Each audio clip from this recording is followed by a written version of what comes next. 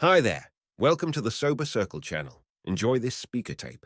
My name is Bill Cardwell. I'm an alcoholic. There's been some people saying I hadn't been saying who I am around here. And what it is, I say that first, and you people hadn't quit talking, and you just don't hear me.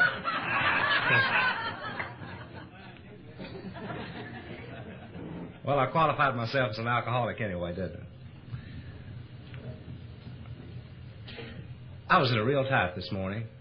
I was asked to announce at each session that we request that everyone register and wear your badges for all meetings. I got ready to come up here and I realized I left my badge at home. But the kind people at the registration desk took good care of me on that. Transportation will be provided to the convention center this evening, beginning at 5:15 through 6:15, and the banquet will begin at 6:30 sharp. The drawing or convention for the trip and the meeting will be at 8 o'clock, and there will be seats available whether or not you attend the banquet. There will be transportation also to return to this motel from 10 to 11. But we have good news for you. You don't have to come home then. You can stay longer, stay as long as you want, and there will be local transportation by automobile from local people to bring you back. So you will have transportation even if you stay until the late hours for the dance. Tomorrow morning, the charter bus will also be leaving here from 9:30 to 10:30 for the Sunday morning meeting. And it is requested that we wear our badges when boarding the bus for identification purposes. This will be necessary that you wear your badge when boarding the bus. The tickets on the raffle for the trip to the International Convention are available today in the registration room. The Sunday morning business meeting scheduled for 9:30 will be held at 10 o'clock at the Convention Center.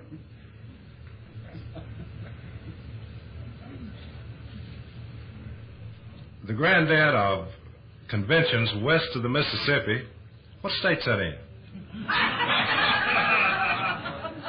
Here it is, in Arkansas, will be held at Hot Springs at the Arlington Hotel, August 1, 2, and 3, 1975. The 18th International Conference of Young People in AA will be held here in Memphis, August the 29th, 30th, and 31st at the Holiday Inn Rivermont. And this is AA for all ages, and registration can be obtained during this convention in room 754. We received word this morning that earlier this morning we had 640 registered for this conference.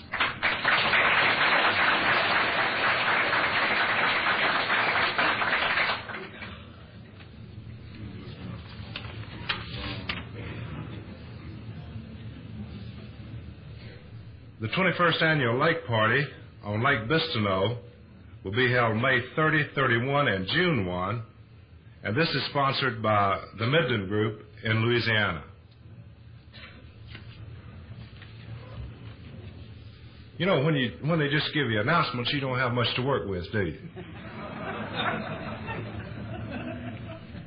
And I can't say anything else because they told me just to read what was written.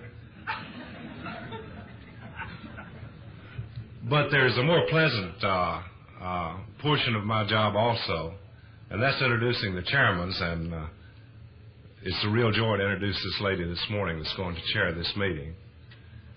She's a real sweet gal. She really is. We're kind of proud of her here in Memphis, and we like to show her off. In fact, she's been asked to talk at the International Convention this year. Isn't that great?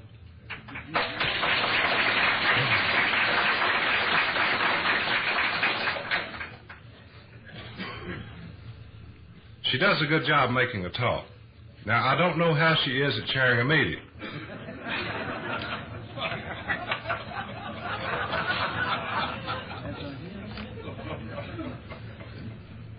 I don't know how she chairs, but I'll say this. I know one thing she can do.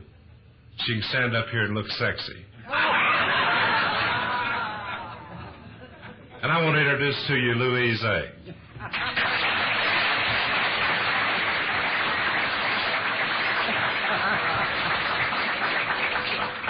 How about that? My name's Louise, and I'm an alcoholic, and hi, everybody. Hi. Welcome to this beautiful, beautiful convention. We'll open the meeting in the usual manner with a moment of silence, and you use it as you see fit. And then we will say the Serenity prayer.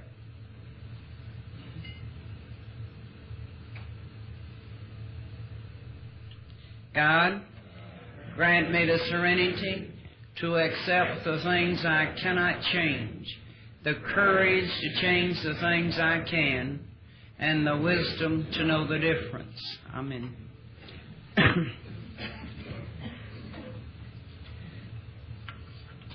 Good morning.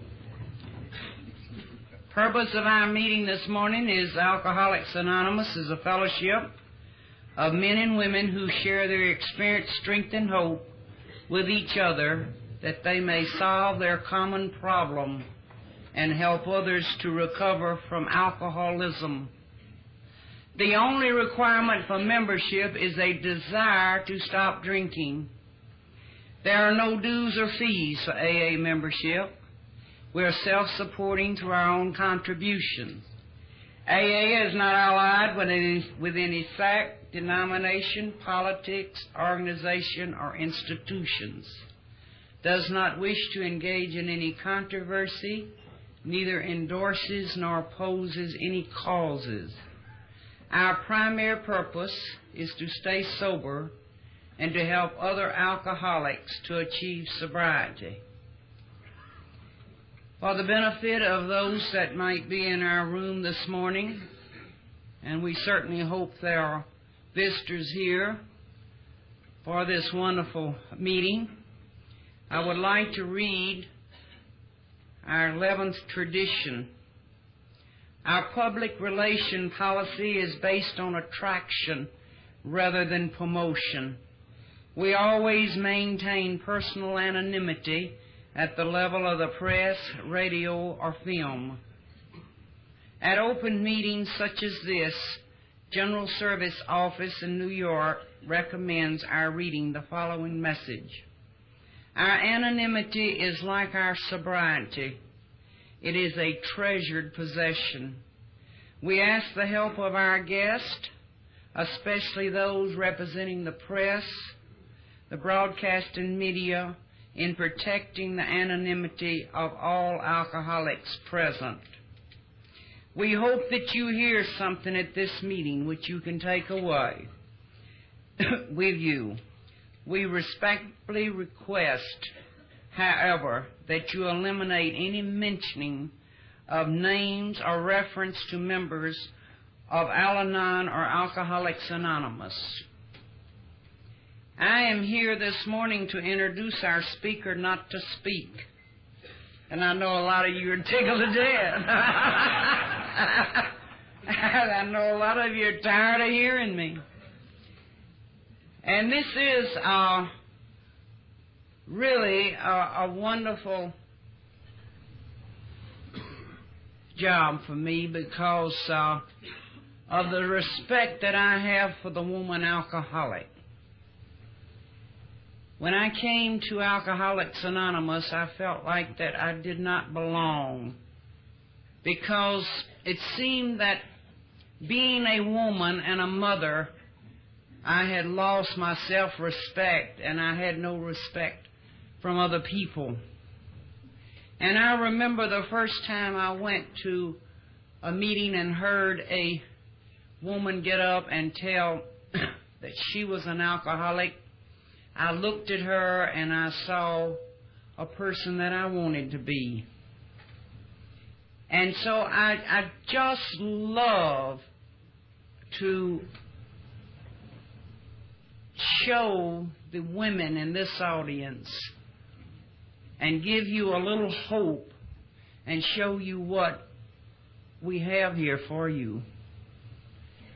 And it's always a pleasure for me to introduce a beautiful person and a lovely person. And I wouldn't tell you a thing about Marge because she talks as much as I do, and she's going to have the opportunity to tell you everything. But to be able to bring to you gals this morning and to you women a beautiful alcoholic lady, I give you Marge R. from Ashburnham, Mass. Come on.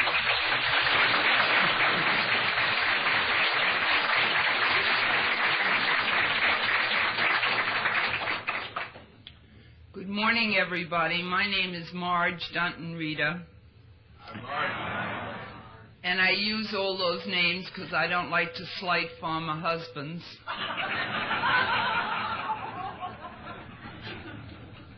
And I'd like to say that it's delightful to be here with you this morning, and I want to congratulate the committee. I understand since I got here a little of what they've been through, making changes from the Peabody, where the ducks drove them out. And I think that probably some people have been inconvenienced by it, but I think the committee has done a tremendous job.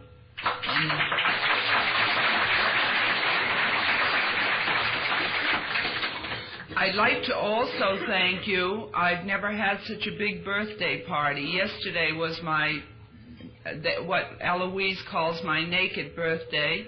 And I thought it was a very large party that you put together for me, and I appreciated it. Now, I know you can all hear me, but I wonder if you can understand me. I find quite a language barrier.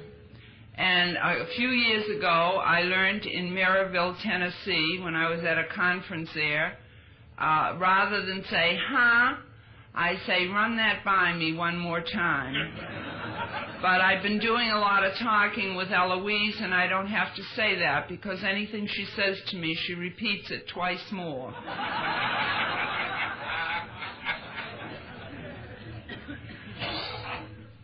I'd like to say that if you're sitting out there, I would ask you to do one thing. I would ask you to have an open mind this morning. I find in my personal life that it was very important for me to have an open mind. I'd like to share a story with you. About 12 years ago, through becoming subject to pressures that I had, I became crippled with rheumatoid arthritis. I was in 3 hospitals during a 2-year period. They had me on massive amounts of medication. They finally took me into one of the arthritic centers in Boston to teach me how to live with my crippled condition. I was so bad that I couldn't dress myself or comb my hair in the morning. And one of my nurses that works with me kept after me to go to a chiropractor. Now, they weren't licensed in Massachusetts in those days, and we were the only state that didn't vote for Nixon, so we do everything right.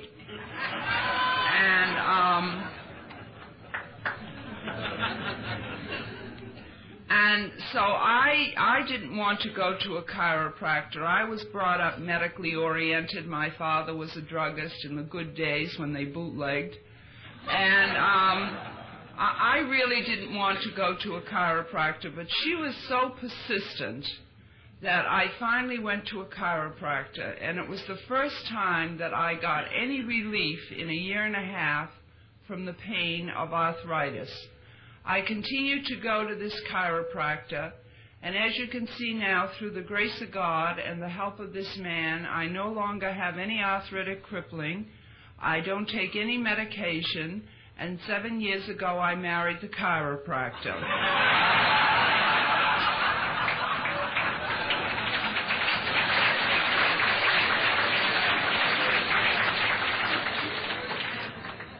So you never know when life deals you a hand how it's going to end up unless you stay sober and let it work itself out. So please have an open mind. I realize that everybody has a different idea of what life is. Some people who are out there actively drinking think they're living. I couldn't help but think when I went into the coffee room downstairs and passed the bar, which was dark and dismal and dreary, I looked in and I thought, there's death. And then I walked 2 steps further into that bright sunlight in the registration room, and I thought, here is life. But I used to think that it was life in that dark and dismal, dreary atmosphere. I also thought I looked better in that kind of lighting. But I read a story once about a man who spent his life making money. And he was laying on his deathbed, and he was very disturbed because he couldn't take it with him. And so he made one last request to his wife. He said, I would like to have my Cadillac gold-plated, and I'd like to be buried in it. And so he passed over, and his wife said, well, it's his last request. So she had the Cadillac gold-plated. They had a special cemetery lot and a big equipment to lower the Cadillac into the ground. They had the corpse strapped behind the steering wheel, and they had some workers there to fill it around the edges. And as they were lowering the corpse into the ground in the gold Cadillac, one of the workers looked at the other one and said, man, ain't that really living?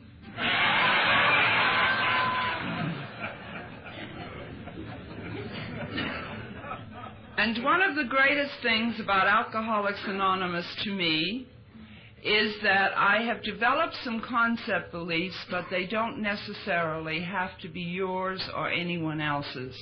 This, for me, is tremendous. I want to say that I don't particularly like speaking after Paul spoke last night, because I thought he was tremendous, and I don't know what he left to say, to be honest with you. But if you're here this morning and you're having trouble with alcohol, as I was, I'd like to say that I think Alcoholics Anonymous is the miracle of this century. I believe that if it wasn't for Alcoholics Anonymous, I would either be dead or in a mental institution. Now, I didn't become crazy because I drank. I was crazy before I ever started to drink, to be honest with you. And most people, I find, think that their problem started when they took their first drink. Well, as I take my inventory, I find out that this is not true with me. I would like to make it very clear here this morning that I don't blame anyone for my drinking. But my thinking was something that was fostered upon me before I had any resources or any way to know whether I should accept or reject this programming. And I believe, as I look back, that I was born free.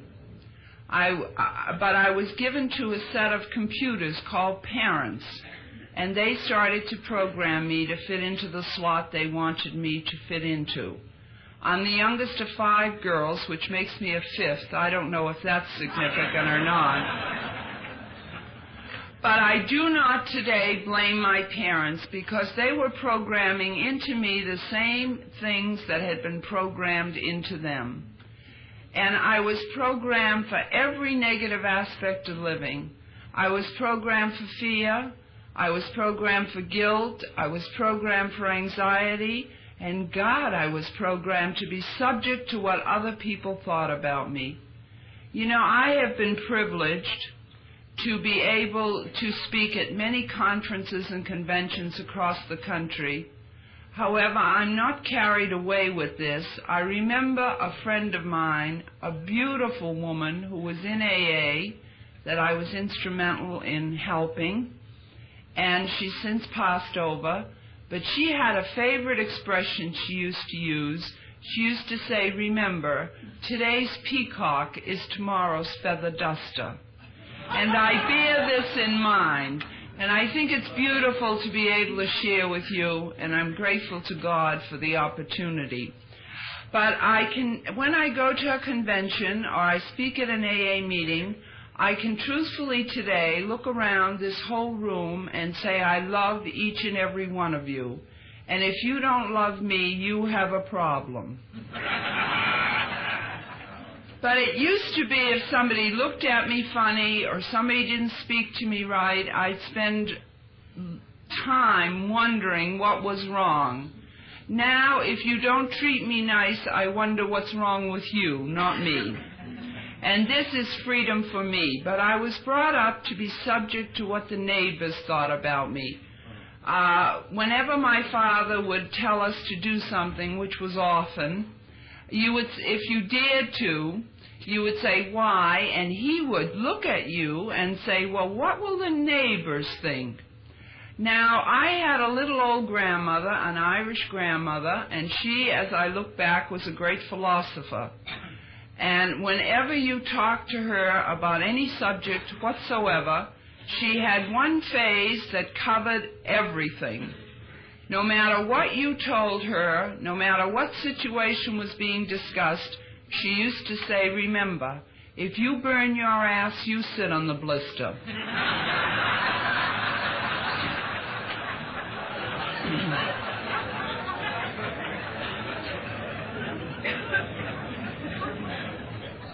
Now, with my home programming, I thought if I burnt my rear that the neighbors sat on the blister, so I was a mass of confusion. I believe in looking back that I was programmed for death, not life. My husband is a writer, and we spent many hours in bookstores researching old books. He wrote a book on the early life of Moses. And when I go into bookstores, as you will observe, I notice racks and racks of books on reincarnation. People today are so interested in whether or not there's life after death. Many of them that I meet don't know there's life after birth yet, so I don't know why they're worried. And this is how it was with me before I came into Alcoholics Anonymous.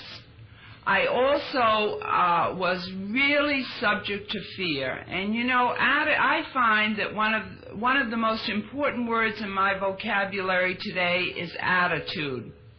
I believe it's not important what happens to me, it's my attitude toward what happens to me.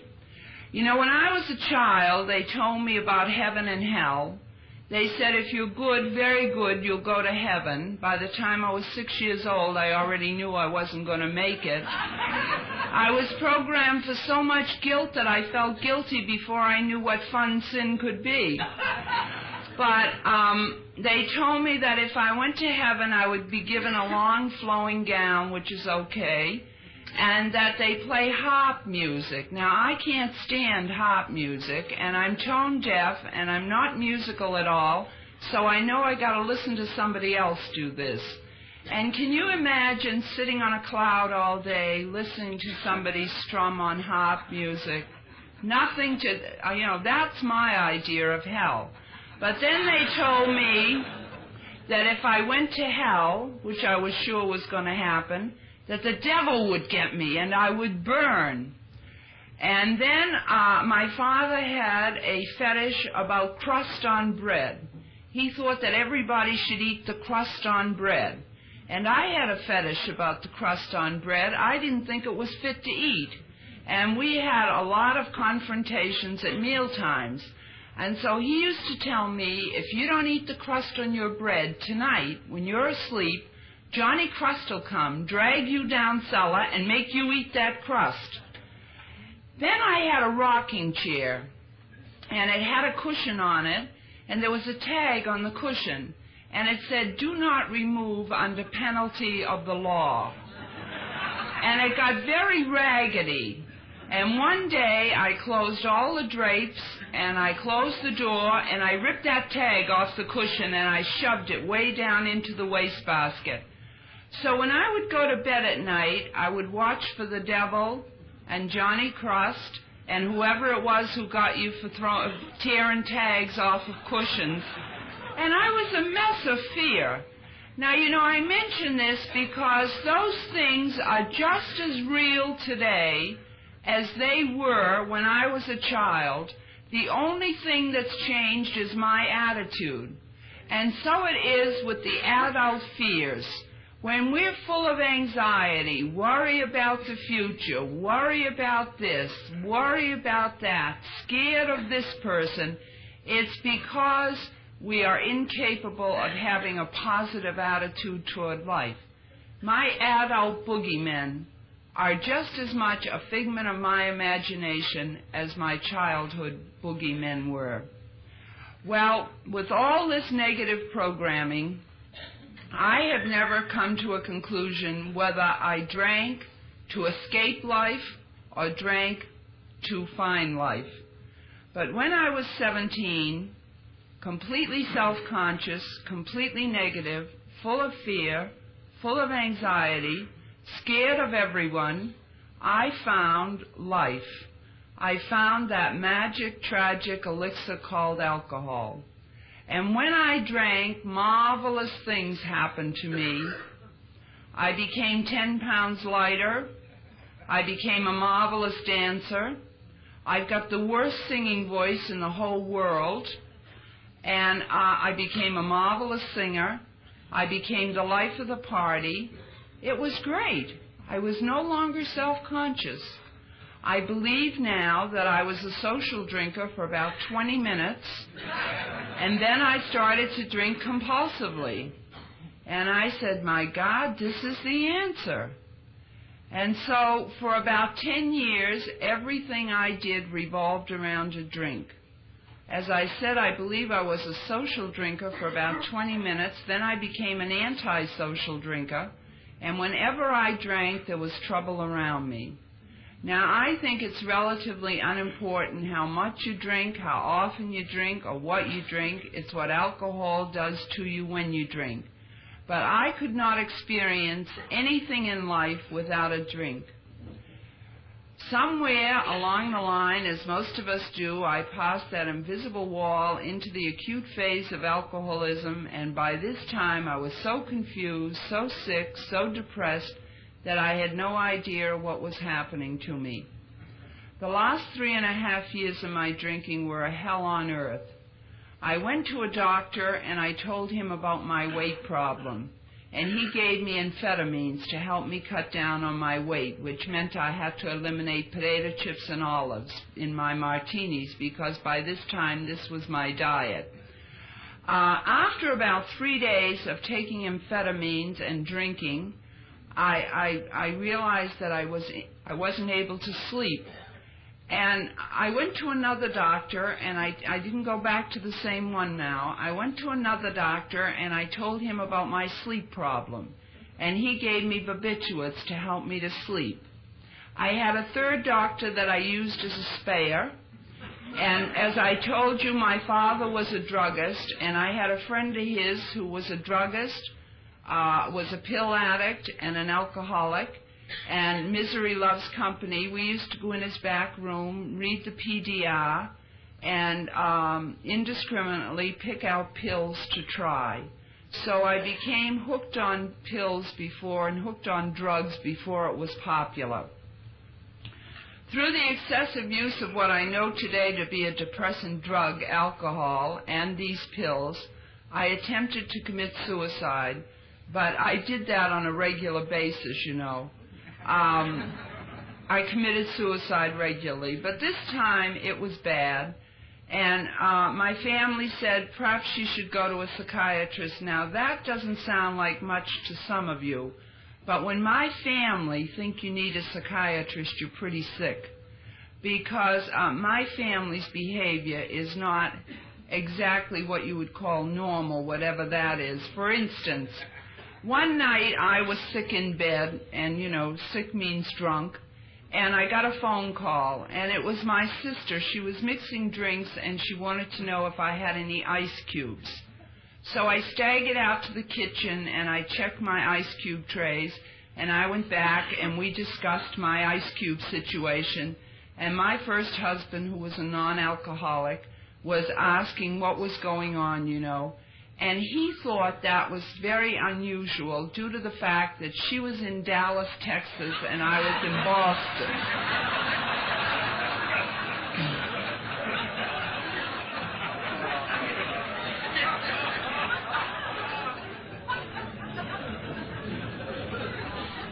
So when my family said maybe she should see a psychiatrist, I thought, I'm really sick. Well, I went to a psychiatrist after this suicidal attempt, and he turned me over to his psychologist, who gave me 3 days of testing. And after 3 days of testing, they ascertained that I was a suicidal depressive. And they said, if you put her away, we'll change her attitude with shock treatments. And they were successful in what they said they would do.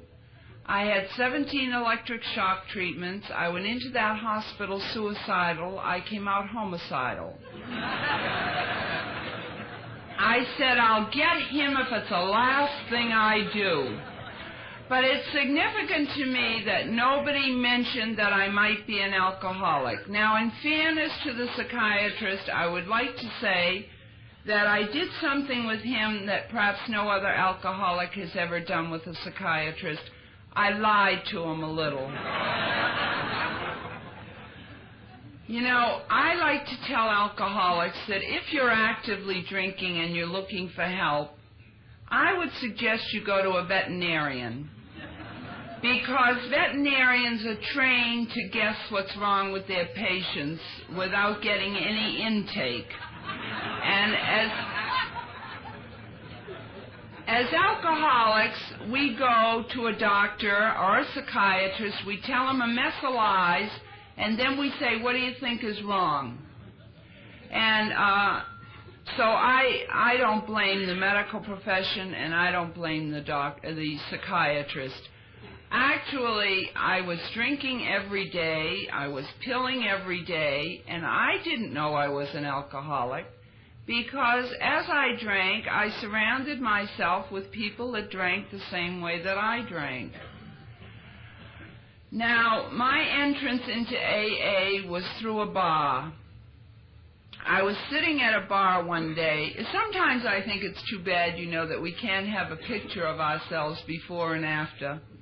When I was drinking, I was a platinum blonde. I thought I was an undiscovered Marilyn Monroe. And 2 weeks after I got out of the hospital, they asked me not to drink for a month after the shock treatments because I had so many drugs in that month I was in the hospital. And I met them halfway. I didn't drink for 2 whole weeks. But at the end of 2 weeks, a girlfriend and I went down to my favorite club, and I ordered a vodka martini, and everybody wanted to know where I'd been, and everybody was happy to see me. And the bartender ordered me mixed me a drink, and I don't know how many I had. I didn't know that keeping score was someday going to be a social status, but I had quite a few. And I said to my girlfriend, I think I'm going to be sick, which was an understatement. So we left the club, and she drove me home, and I got into bed. And I asked for a basin. Now, if my first husband had been home, I would have had that basin fast, because he learned that when I said, I think I need a basin, I really did. And but she was kind of slow, and before she got back with the basin, I heaved over the side of the bed onto the floor. And then, you know, they think water beds are such a great innovation these days. I had a bed that went like that before they ever heard of water beds. Did you ever have your bed do that when you're...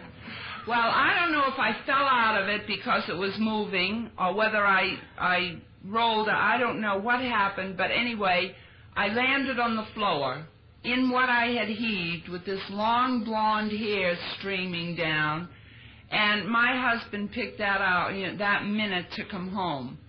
And he stood in the doorway. I wasn't blacked out. I remember this very clearly. He stood in the doorway, and he asked a typical non-alcoholic question. He said, have you been drinking? I raised my head, and I gave him a typical alcoholic answer. I said, you're always accusing me of something. But I still didn't know I was an alcoholic. I was a mother and a suburban housewife, and as I said, all my friends drank the same way that I drank.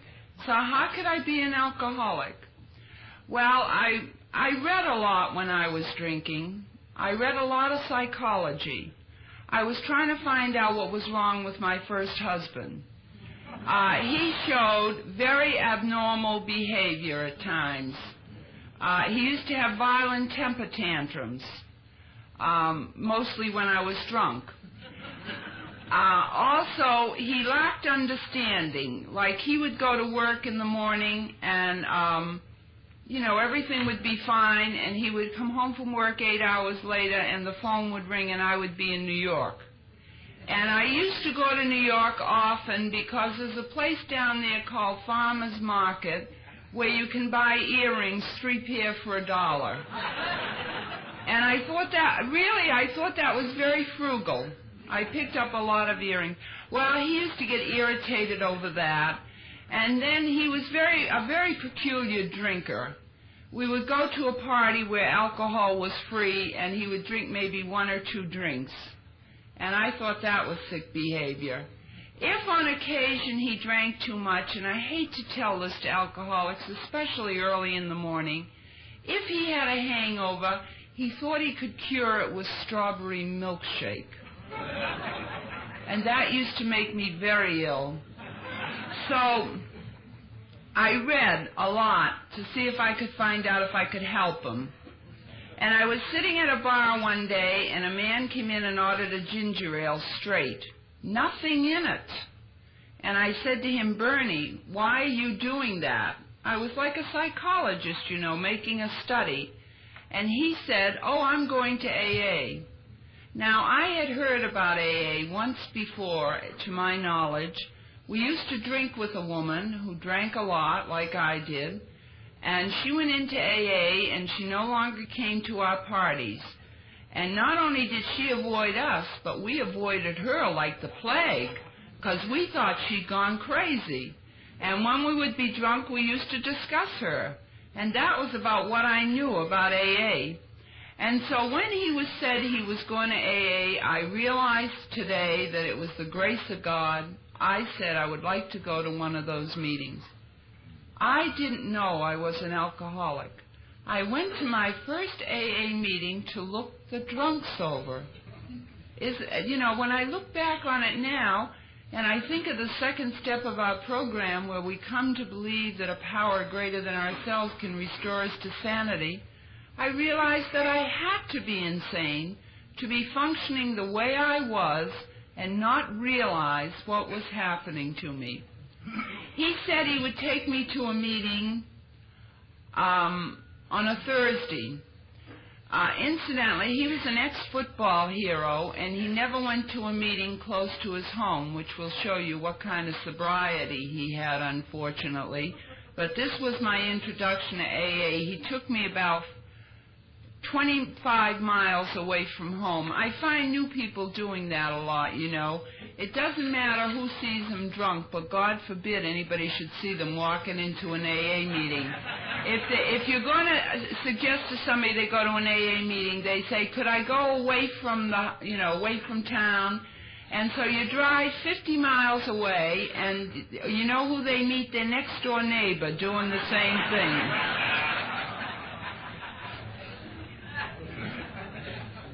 But during this interim between whatever day it was and the Thursday that he was taking me to a meeting, my husband came home. I was drunk, and he threw me out of the house again. Now, when I came into AA, I found out I have worn out luggage and I haven't been anywhere, just from, getting thrown out of the house and coming back. I'm sure some of you know that syndrome. So when I went to my first AA meeting, I was living in a furnished apartment in the slums of a suburb of Boston. I had left my husband and my child.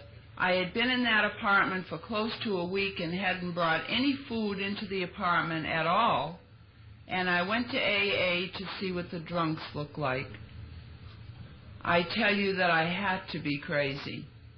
And I heard speakers get up, as you hear speakers at this convention, and I worried about them. I said, my God, I didn't even tell my psychiatrist that much, and I got locked up. I worried that somebody was going to come in and grab these people. I was a mass of confusion. But I got some hope. And the thing that gave me hope was a man who spoke that night who was able to laugh at himself. He said, I'm not much of a speaker, but I used to be an expert.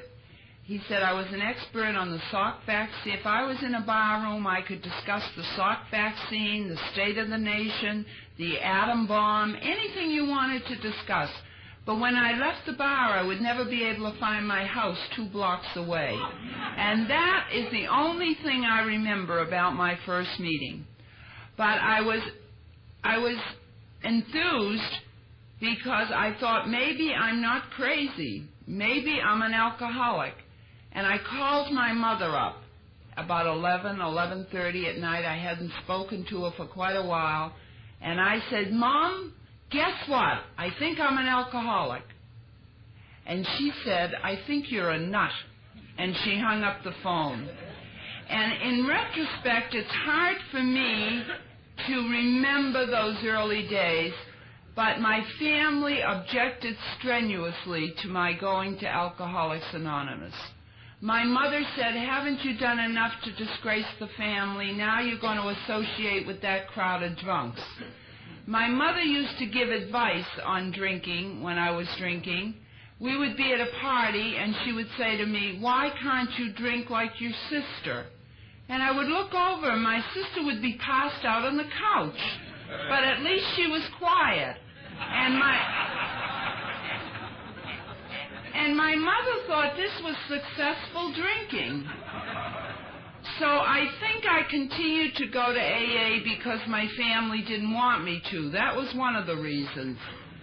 But I kept coming to meetings, and it took me a whole year to find out something that I'm going to share with you today. I liked the people pretty well. I wasn't able to experience love, I'll tell you that. And I liked some of the people, I have to say that. When I came into AA, I was not prejudiced. I hated everybody, including me. But I liked the meetings, and I liked the conviviality after the meetings. I liked every part of the program except that part where you stop drinking. I had trouble with that for a year. And it took me a whole year to find out you must stop drinking if you want to get sober. I was aptly described as one of those nuts who's in and out. I don't think I had slips, whatever that is. I think a slip is an honest desire to get drunk. But I don't think that I had a slip. I think that I was so confused that I never got sober enough to really be able to make a decision. And that first year, every time something uncomfortable happened in my life, I did the only thing that I'd known to do for 13 years. I got drunk, either to pay the person back for what they did to me or to get a little easier, a little more comfortable with myself. Now, it's interesting. After I was around AA for about 6 months, my mother had to admit that there was an improvement in me. And I said to her, why don't you come to one of... No, I wouldn't be sitting down at one of those meetings, you know. But I kept after her, and finally I took her to an anniversary meeting. And she sat down, and all the people were seated down like you are this morning. And she said to me, where are they? And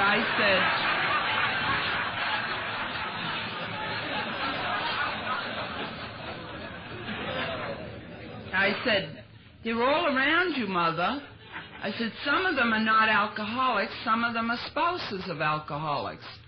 So she liked the meeting, and she continued to go with me on occasion, but she was elderly, and she was very nosy, and she used to want to know everybody's history, and she used to say to me, is that one an alcoholic now? She certainly doesn't look like an alcoholic. I said, Mother, you know, you can pick out the alcoholic at a meeting. You see somebody who's very nervous. They're smoking one cigarette after the other one. They're moving around in their seat and scratching. They're very nervous. That's the person who's living with the alcoholic. You look beside them.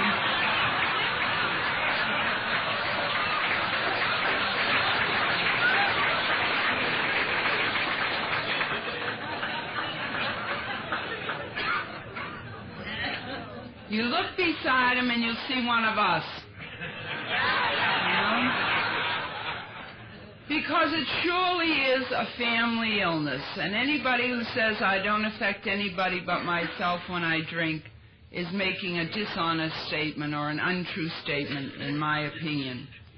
Well, somewhere along the line, I do believe that I was touched by the hand of God or life. When I come into AA, I'd like to describe to you, for anybody new who's sitting out there, I'd like to say that if anybody got up here and talked at a convention, if I had gone to a convention, and I'd like to tell you that through the grace of God and the help of you people and the program of Alcoholics Anonymous, if I live and stay sober till the 20th of next month, I will be 19 years sober, and that may surprise you that anybody comes into the program at the age of 5.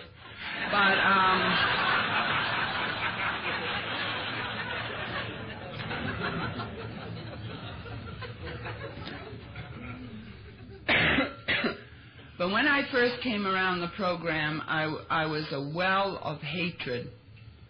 I didn't know love. I had had a lot of rejection when I was a child, and that's why it's so beautiful for me to be able to stand here and share with you this morning. I still have rejection from my family. You know, I mentioned guilt to you earlier. I'd like to share a story with you. I was sober a number of years, and I was over 40 years old when this happened. And it was like a revelation to me, like that proverbial light bulb going on over my head. I had a niece who lived with me. She came from England at the age of 17 and came here to America to see if she could get better medical treatment because she was an uncontrollable epileptic. And she came, asked me if she could come. She stayed with another sister, and she asked me if she could come and stay with me for a week. And she stayed with me for 5 years. And during that 5-year period, she confessed to me that the reason she asked to come to visit me was she wanted to find out if I was as bad as they said I was. And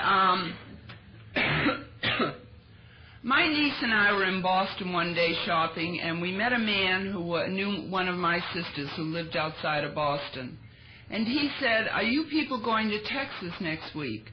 And I said, "Oh, what's going on in Texas?" And he said, "Oh, I thought your niece was getting married." And I said, "Oh, yeah?" So I called my mother, and I said, "Mom, is Mary Ann getting married?" She said, "I don't know anything about it." And I said, "Oh, we met so-and-so, and he said you were all going to Texas next week." She said, "I don't know anything about it." And so the following week, I called, and everybody had gone to Texas. So when they returned, I called my mother, and I said, "Mom, why did you lie to me?" And she said, "Well, your sisters didn't want you to go because you don't drink." And I said, "But I don't interfere in their drinking." She said, "Well, they also didn't want you to go because you might have slowed up the trip because, you know, Rosemary's an epileptic, and if she had a seizure, it might have been uncomfortable." And I said, "Mom, we have our own transportation. We could have made our own decision to how to go, and I understand now that a blanket invitation was sent to the family for the wedding, and you should have not kept that from me." And she said, "Why is it that you find it necessary to always cause trouble?" And all of a sudden, the revelation came to me that this guilt has been being, put to me for years, and I've been accepting it. And I wasn't mad at her. I realized that that was her way of functioning. But, I told you I'm the youngest of 5 girls. My mother was disturbed when she was pregnant for the 5th, and when she said, "Well, if it's a boy, it'll be okay." And I can empathize with her having a 5th girl. I truly can, and I don't have any animosity. But I really have had a lot of rejection, and that's not self-pity. That's just realization of the guilt that I was programmed to. And so it's beautiful for me, more beautiful perhaps than for some other people, to be accepted and to be loved by you. And I do feel it. But when I came around AA, I was full of hate, I was full of resentment, and I resented anybody who had been sober over a year, because I had never belonged anywhere. I never felt that I belonged anywhere. Maybe in the bar I was accepted, but I never felt like I belonged anywhere. And I thought that you people here had something that you had, but it really wasn't for me. If anybody had told me 19 years ago, someday you'll be in Tennessee and you'll be speaking at a convention, I would have said not me, because I didn't think, number one, that I could stay sober a day at a time.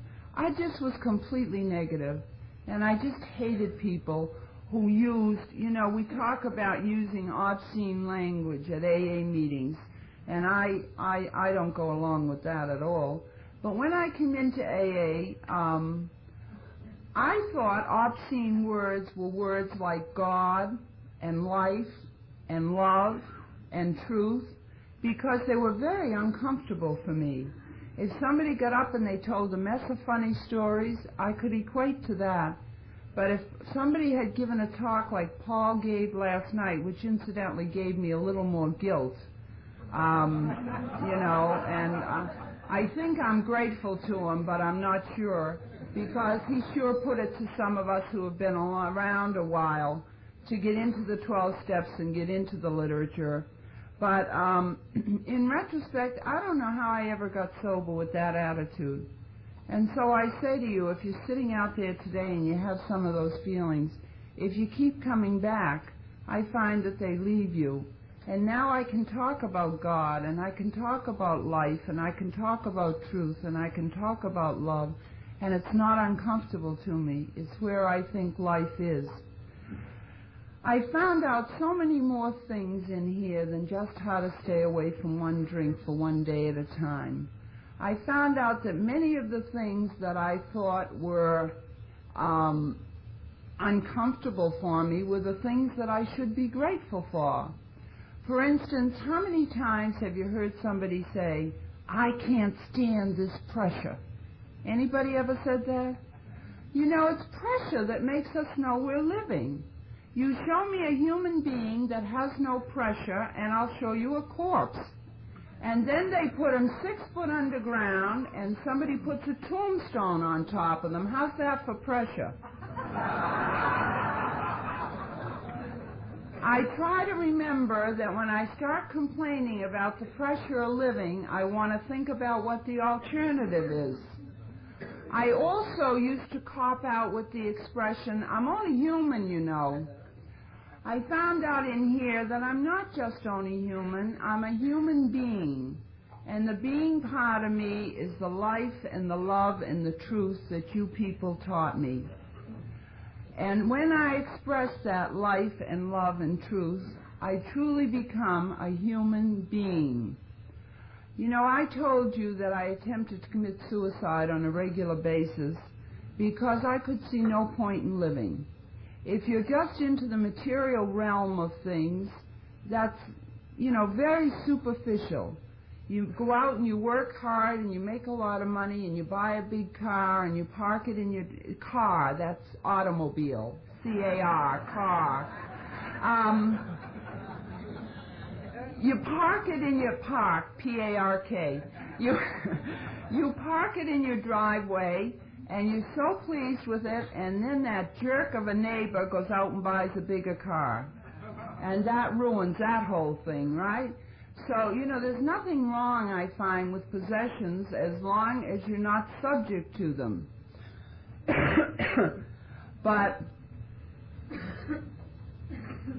I've lost my train of thought. I'm like the fellow who went to the psychiatrist and said, "You're going to have to help me, doctor. I have trouble remembering things I said." And the psychiatrist said, "Oh, when did this start to happen?" He said, "When did what start to happen?" But I started to tell you I could see no point in living, because if you're just into the material realm, it's very superficial. But I have come to the conclusion, through working this program and through you people, that there is a universal force, a God, a life force, whatever you want to call it, And he works, the only way that this universal force has to function is through human beings. And as we're functioning with thy will be done, I believe that if all of us could do this, our world would come into balance. And I believe now that each human being is divine, including me, and that we are all part of this universal force and all part of God. And my function here on this earth is to be an extension of a higher power.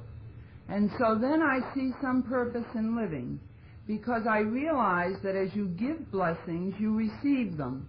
Now, not always from the person you give them to. You know, up our way, when we're working with new people in AA, we call them pigeons. And that's a very funny name, until you come to the realization that many times new people do to you what pigeons do to the statues in the park.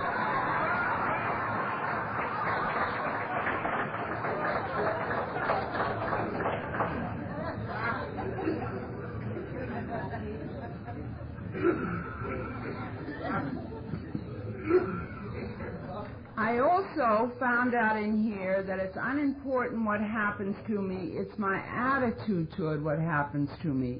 And I told you earlier that I think attitude is one of the most important words in my vocabulary. In fact, I have developed some ABCs of living for myself. When I was in school, as I remember, I was kind of retarded, which you may have guessed already. And they said, we're going to teach you the ABCs. And I said, oh, that's easy, ABC. And then they throw in all those ringers, D, E, F, G, H, I.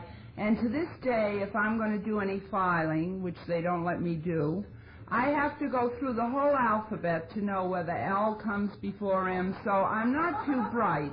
But I do have some ABCs that I find extremely important to me with no ringers. And I feel that A, for me, is attitude. As long as I maintain a positive attitude, I can find balance in my life. And I feel for me that balance is the key word to living. If we could balance alcohol, we could drink. If we could if we have, no matter what we're doing, if we have balance, I feel that I'm comfortable. And as we find balance in our life, we find control, not over what happens to us, but over our attitude about what happens to us. So that brings me right back to A, and I can forget all that other D, E, F, G, H. Those are my ABCs of living. And for me, they're very, very comfortable. I also found out that some of the things that apply to other things in life apply to me as an alcoholic. You know, I read about if you're flying an airplane and you should get lost, and God knows we alcoholics, when we're drinking or flying and we're lost, there are 4 C's for recovery in flying. First, you confess. You know, if you have a radio in your plane, you confess to the station and say, I'm lost. And that's what we do as alcoholics. And then the second C is that you climb. And you climb, and as you climb for more altitude, in AA we call it attitude. As you climb and you get on a higher spiritual level, you get a little better attitude. And the third thing you must do is communicate. And that's what we ask you to do in the 5th step. To admit to yourself, to another human being, and to God the exact natures of your wrong. And then the 4th C is that you comply. And you comply with the 12 steps of Alcoholics Anonymous. And these are the 4 C's in flying, and I think they're the 4 C's in recovery also. Paul mentioned last night the marvelous 12 steps of Alcoholics Anonymous. You know, only the first one mentions alcohol. And I had some trouble, and still having some trouble, with those 12 steps. I've never worked them. I'm just attempting one day at a time to do them. I had no trouble with the first one after a year, where it says we admitted we're powerless over alcohol and our lives have become unmanageable. I realized that I was insane after I started to clear up a little, so I had no trouble with the second one, where we come to believe that a power greater than ourselves can restore us to sanity. And incidentally, if you think about the first part of that second step, the whole program is right there in a capsule form. I believe if we break it down, it says we come, and that's what happens. We come to a meeting of Alcoholics Anonymous. And if we stay long enough, we come too. You know, we say, oh yeah, it's spring, it's fall, oh yeah, there are things around me. We come too. And if we stay long enough and we try to work the steps, we come to believe. And I had not too much trouble with the third step, where we make a decision to turn our life and our will over the care of God as we understand them. I used to do that every night when I went to bed. I'd say, God, it's all yours. And then I'd wake up in the morning and I'd say, here I am. See you later. You know, took a little practice to do that. But, you know, that third step in turning your life and your will over to God, I think that those of us who are alcoholic have a higher power. Alcohol is our higher power. It controls us. It makes us do whatever it wants to.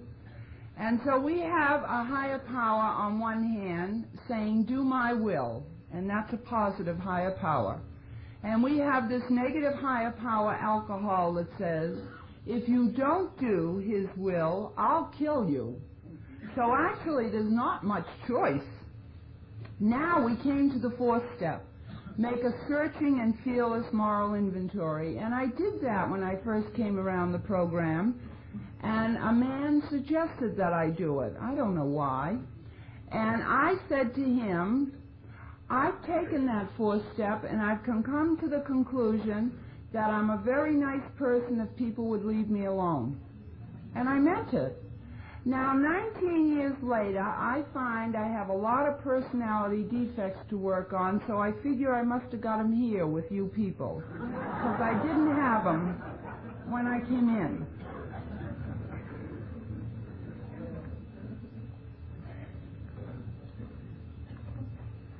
I've talked for almost an hour, and it doesn't seem it, because I think I could talk about Alcoholics Anonymous for the rest of my life, and I hope that I'm able to. I hope that I never graduate from the program of Alcoholics Anonymous. When I sit down, I can think of 9 million more things that I'd like to tell you, because this has not only taught me how to stay away from a drink, you've taught me how to live, you've taught me how to function, you've taught me how to love, and this for me was a revelation. I'd like to say, if you knew, I find no disgrace being attached to being an alcoholic. Unfortunately, because for 15 years I have been in the field of helping alcoholics, my anonymity, through no fault of my own, is sometimes broken. And bankers that I deal with and business people that I deal with know that I'm an alcoholic. I find absolutely no embarrassment, no disgrace, no stigma attached to this.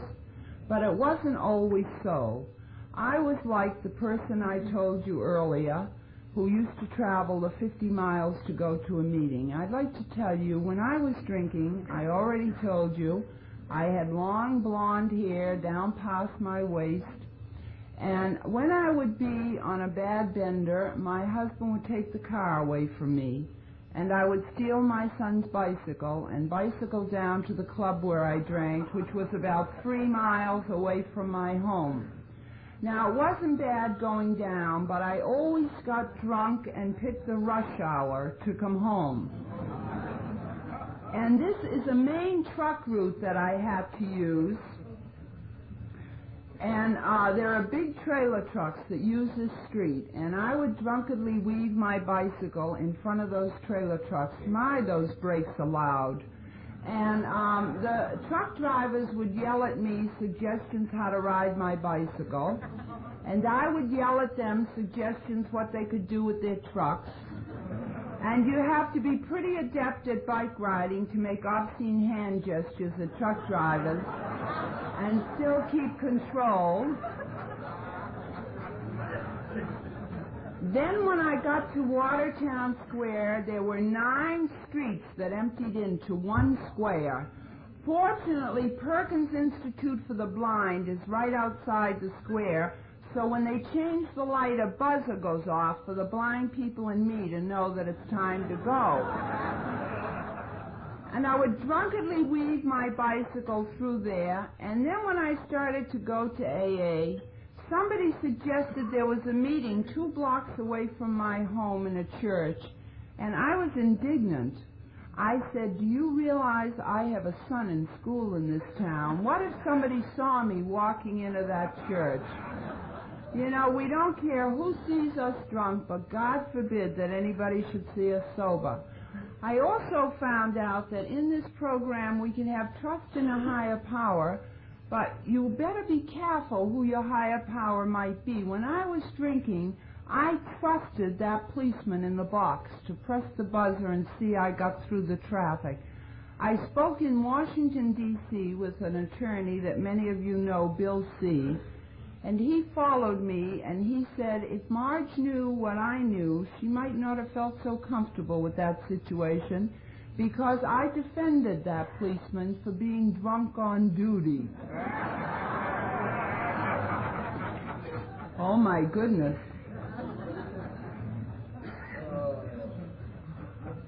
I found in this program a new way to pray.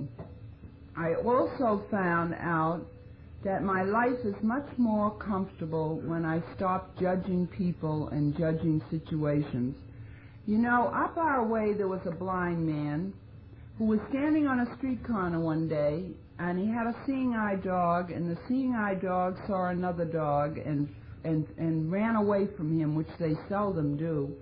And when he did, he knocked the blind man down, and he fell into some mud. And he got up and he was brushing himself off, and the dog came back very chagrined. And a man tapped the blind man on the shoulder, and he said, pardon me, I'm a queer... Oh, the blind man reached in his pocket and took out a dog biscuit. And the clergyman tapped him on the shoulder, and he said, I'm a clergyman, and I can't help commenting on what happened. I saw that dog knock you down. I see now that he's back, and you're going to give him a dog biscuit. He said, I must say that I have admiration for you. And the blind man said, if you're being honest with me, I have to be honest with you. Things are not always as they appear. I'm just trying to find out where his mouth is so I can give him a swift kick in the rear.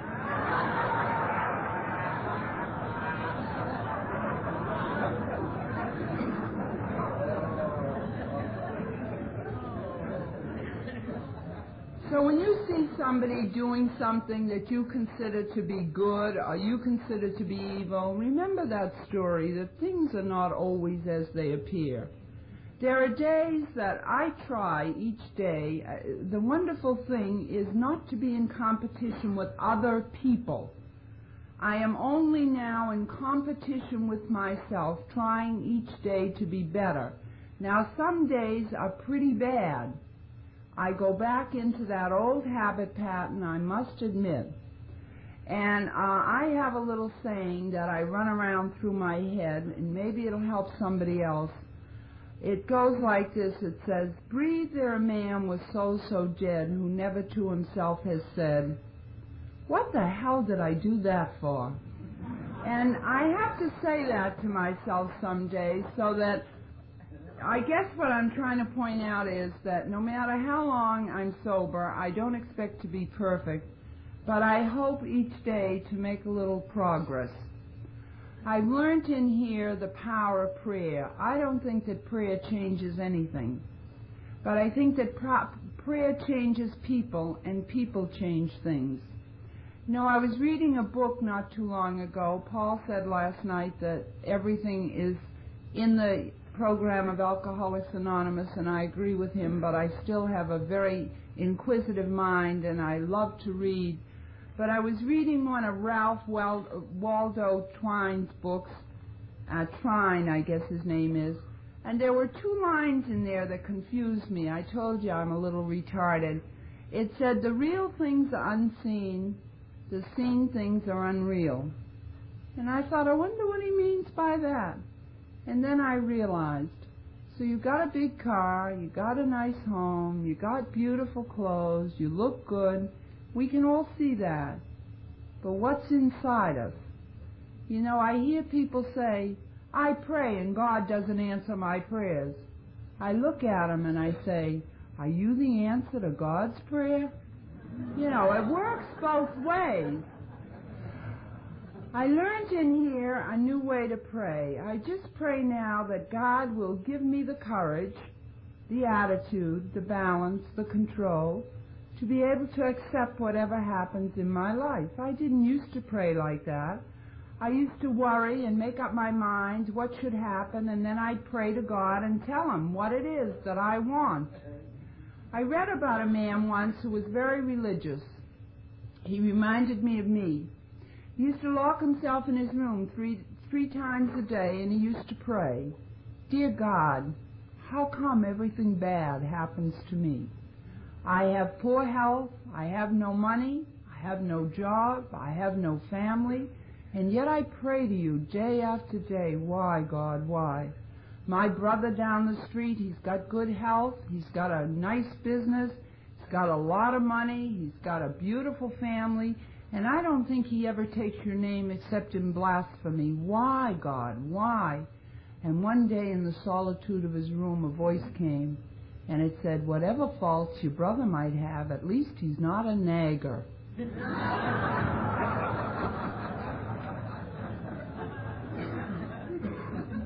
And I've come to the conclusion that I don't think God likes to be nagged, and so I no longer nag.